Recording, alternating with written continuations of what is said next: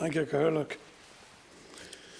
Taoiseach, in terms of looking after our patients, both medical and COVID, we need to look at the best configurations and how they're to be cared for. And I'd like to just speak briefly about our South East Hospital, University Hospital Waterford, which is a Model 4 hospital in the country. It provides medical services and acute care services to a population of, depending on which report you read, 520,000 to 615,000, but it's certainly in excess of 500,000 people. It is the regional cardiac care centre of the South East. It's the regional cancer centre, and it provides all general surgical specialties. It is the regional orthopaedic centre, in fact the busiest trauma centre in the country. It provides cancer surgeries in breast, colorectal, head and neck, urology, dermatology. It supports the South East Palliative Care Service. Its critical care bed number is totally inadequate to the needs of the region, Taoiseach. We have only 6 ICU beds in University Hospital Waterford and between 3 and 4 high dependency beds at any one time for the entire population of the South East.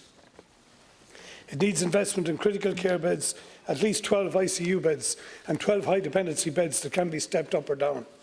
We have had the addition of the Dunmore wing in University Hospital Waterford, which was a great addition and very lucky that it was built to provide additional isolation rooms, but they are all nearly now presently in use. University Hospital Waterford is also the most underfunded of the 8 Model 4 hospitals in the country, yet it is one of the busiest in output terms. University Hospital Limerick, for instance, has a smaller patient catchment, yet it has 700 more care staff than University Hospital Waterford. University Hospital Waterford has the lowest staff ratio to beds in the country of all the Model 4s. Taoiseach, when is your government going to recognise the budget deficits at University Hospital? And when will this hospital receive a funding allocation on par with the other Model 4s in the country? And when will your government also recognise the obstruction to enhancing services at University Hospital Waterford, which have been going on for years, exemplified by the delay to build a new mortuary approved in 2014, the remodelling of our cath lab, which was to take 12 weeks this year and in fact took almost 7 months to do, the new cath lab development that was announced in September 2018, and yet we cannot even get to an awarded bill tender, supposedly till December of this year. The failure to implement a 24/7 cardiac care pathway for the South East region, one of 5 regional cardiac care centres, and yet in the last 2 weekends we have had patients transferred by road ambulance, risking nurses, risking doctors who may have to travel, the patients themselves and paramedics. It is unacceptable, Taoiseach. We need to see about re-implementing the modular diagnostic lab activity that was taking place in University Hospital Waterford that was suspended in February of this year, providing 30 patient angiograms a week, which has not been reinstated. That could be done through a service level agreement possibly with the local private hospital, or else bring us back the lab that was taken off-site. The COVID pathway at present for cardiac care means that we cannot now give a service to the other South East hospitals. We have only 1 isolation bed, Taoiseach, available to the cardiac service. That means we can do 1 patient from an outlying hospital in the morning and 1 in the afternoon. Deputy McGrath might know this morning there were 7 patients awaiting transfer to University Hospital Waterford to the cath lab area who are stuck in hospital beds at this time. We have only 1 seat on the South-South-West Hospital Group Advisory Board, Taoiseach, something I raised a number of times that has not yet been dealt with, even though we are promised 3 at the outset of this agreement. So I ask you, Taoiseach, when will this hospital have funding on par with the other 7 Model 4s in the country? And when will your government approve funding to implement a 24/7 cardiac care service at University Hospital? Thank you very much, Deputy Shanahan. Taoiseach. I'm going to thank the Deputy very much indeed for his presentation, and I know his commitment to this issue, and we've had quite a number of discussions in relation to it.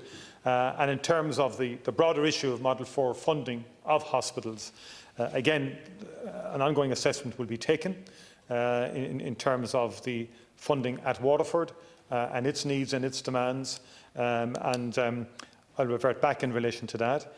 In terms of the cath lab, as you know, I think the Programme for Government commits to the delivery of a 2nd cath lab in University Hospital Waterford, and the preferred option is for a 2nd cath lab and associated 12-bed day ward, which would deliver 6 additional beds on the roof of the existing cardiology department, which would operate.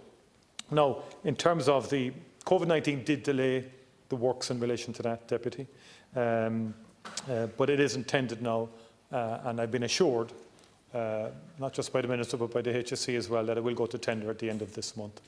And that, and prior to that, a lot of progress had been made. The HSE had been advised that funding was allocated in the 2019 capital plan for the provision of that second cath lab.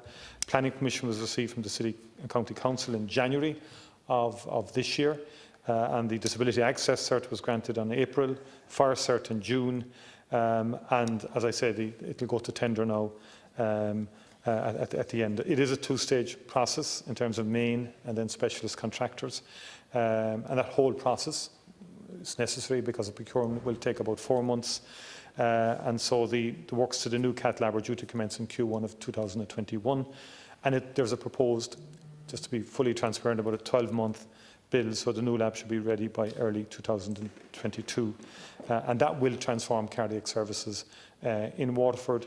The national review is still underway. You know that the existing cath lab upgrade works, as you have said, was also delayed as the contractors had to close their site due to COVID-19 pandemic. They returned to the site in early August.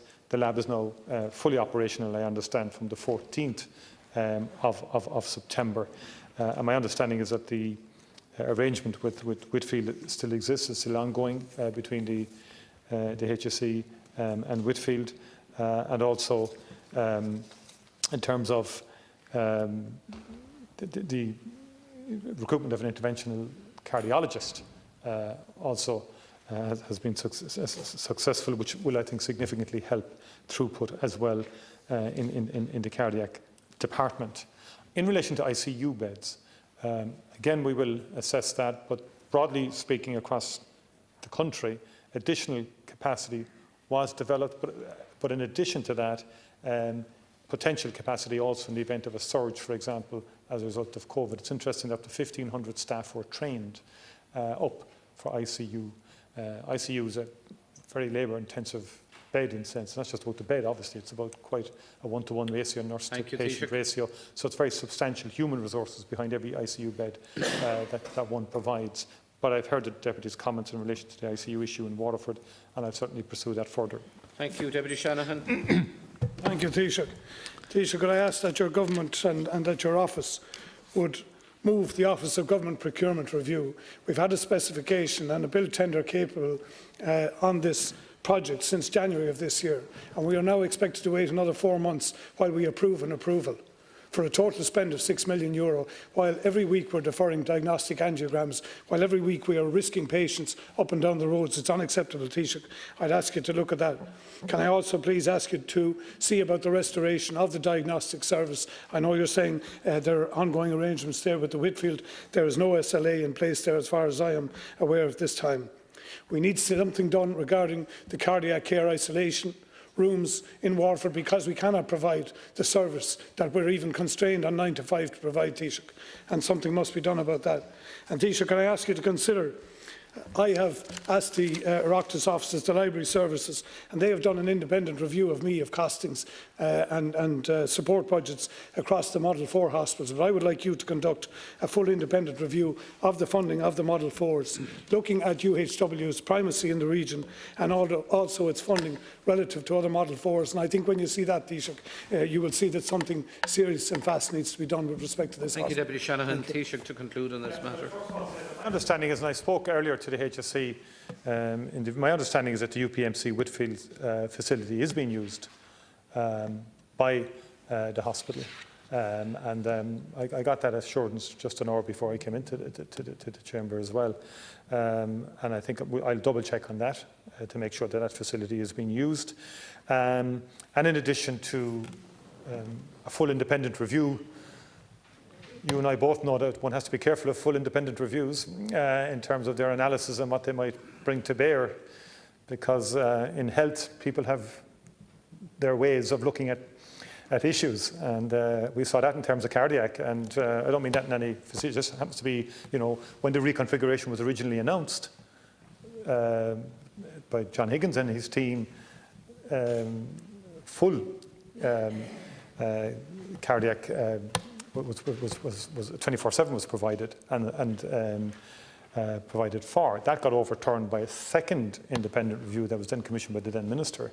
And I have had discussions with Professor Higgins after that. And he was, I hope I don't misinterpret him, but he was somewhat put out about the commitments that he had made as part of the review, which weren't subsequently fulfilled by a subsequent review. But I take your overall point. I'd much prefer to see what the immediate demands, objectives and of the hospital are, and make sure we meet those in terms of funding.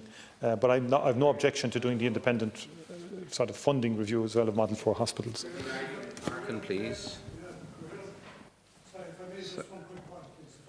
Go on. Thank you, Ciarán. Sorry, Taoiseach, the point I was making was purely a review in terms of the revenue, the funding into the service and the activity. That's all, nothing more than that. All Thank right, you. Deputy Marion Harkin.